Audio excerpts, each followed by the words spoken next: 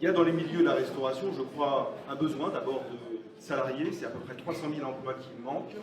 Et il y a quelque chose qu'il fallait faire d'utile, de nécessaire, d'inclusif, et vous avez réussi ce pari. Parce qu'en fait, il faut se souvenir qu'il y a seulement 2 ans, il y avait ce projet qui peut paraître un peu fou de dire je vais permettre à des personnes qui n'en ont pas forcément les moyens, pour 1 euro, d'avoir un repas de qualité, comme tout à chacun.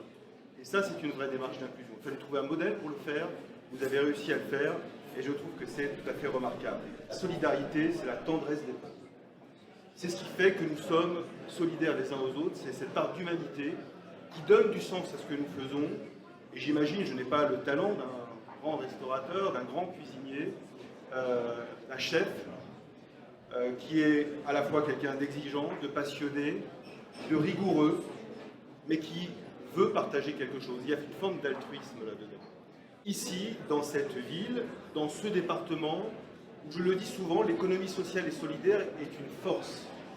Dans ce département, l'économie sociale et solidaire, un chiffre, c'est 2 milliards d'euros.